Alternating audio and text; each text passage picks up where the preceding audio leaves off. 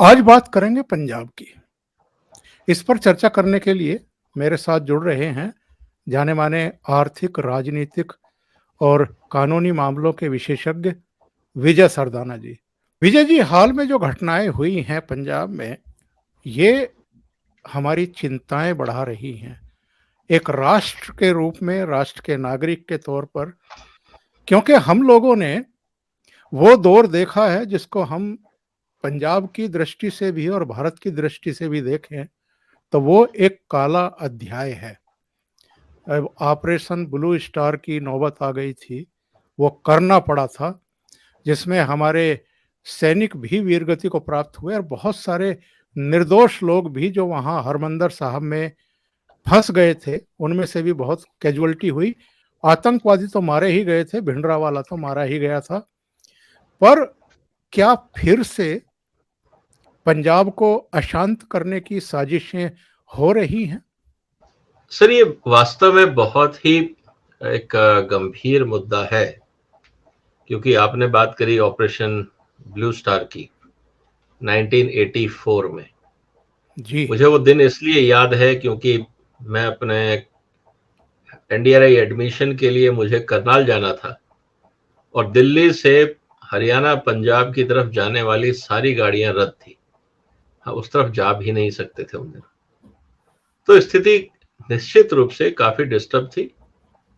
ये बात सही है कि दुनिया में ऐसी बहुत सारी ताकतें हैं जो नहीं चाहती कि भारत आगे बढ़े, भारत समृद्ध हो। ऐसे बहुत सारे लोग हैं जो हमारे से परेशान हैं कि भारत आगे क्यों बढ़ रहा है। और इस पूरे प्रोसेस के अंदर अगर हम उनकी बात समझें तो उनको ऐसे लोग चाहिए जिनको वो, जिसे कहते हैं ना, कि पाल पोस के बड़ा करें और सांप की तरह वो हमें डसें। ऐसे बहुत सारे लोग हैं और इनको पालने के लिए जो खर्चा होता है वो लोग देने को तैयार हैं। इनको जिनके इशारों पे काम करना होता है, इनके जो हैंडलर्स हैं, वो लोग तैयार हैं। तो भारत में ऐसी कठपुतलियों को ढूंढना, उनको खिलाना पिलाना, जिसको कहते हैं आस्तीन के सांप पालना हिंदुस्तान में, ये खेल बहुत समय से चल रहा है। और इस समय जो पंजाब में हो रहा है उसका एक और एपिसोड आप मान सकते हैं।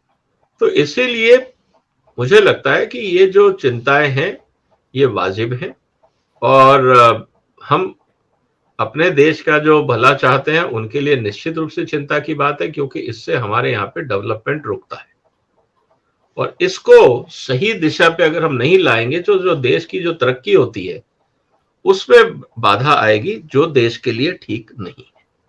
और पंजाब को अशांत बनाए रखने, आतंकवादी गतिविधियों को चलाए रखने, अमृतपाल जैसे दुबई में ट्रक चलाने वाले, कैब चलाने वाले को भिंडरावाला का रूप धारण करके पंजाब में भेजने, युवाओं को गुमराह करने, उनको पुलिस स्टेशन पर हमला करवाने, इसके पीछे जो मकसद है वो आपको क्या लग रहा है? सर, मकसद बहुत सिंपल है। उनको कोई कठपुतली चाहिए थी जो उनके इशारों पे नाच सके, जो ये रिस्क ले सके कि वो जाके वहां पे पंजाब के अंदर कुछ उल्टी सीधी हरकत कर सके जिससे पंजाब की सुख शांति डिस्टर्ब हो, और जो विघटनकारी ताकतें हैं उनको एक लीडरशिप मिले, उनको एक सो कॉल्ड नायक मिले जिसको वो फॉलो कर सके। और इस तरह की जो एजेंडा वाली ताकतें होती हैं वो इस तरह के लोगों को ढूंढती रहती हैं। और यही बात जो कह रहे हैं कि हम यहाँ पे खालिस्तान या सिख संप्रदाय के लिए हम इसमें आए हैं और करना चाहते हैं। सर, 1 साल पहले तो ये भाई साहब खुद ही सिख नहीं थे। यहाँ आके तो इन्होंने अपने आप को सिख घोषित किया, सारे रीति रिवाज और फिर जो गुरु ग्रंथ की मान्यताएं हैं ये उसको मानने को तैयार नहीं, अपने जो गुरुओं के आदर्श हैं उनको ये मानने को तैयार नहीं।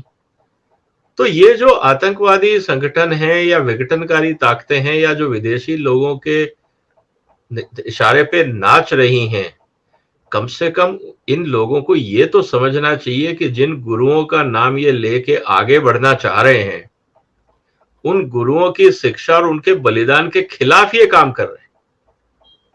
गुरु तेग बहादुर की बलि क्यों चढ़ी थी?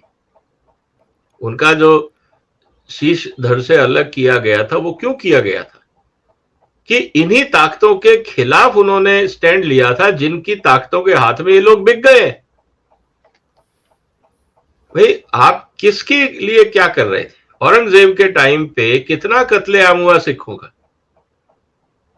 उस समय कहां थे? उनके गुरुओं के साथ क्या किया गया? मुसलमानों के जो नेता थे या उस समय जो मुगल शासक थे उन्होंने जो किया, अब ये उन्हीं पाकिस्तानी एजेंट्स के हाथ में खेल रहे हैं। तो मुझे लगता है कहीं ना कहीं ये बहुत ही चिंता की बात है, और इससे बात बिल्कुल पता लगती है कि इनको सिख संप्रदाय से या सिख की भावनाओं से या सिखी जो कल्चर है उससे कोई लेना देना नहीं है। ये विदेशी एजेंट है, किराए के लोग हैं, इनको जो पैसा देगा ये उसकी ट्यून पे डांस करेंगे, और यही हो रहा है।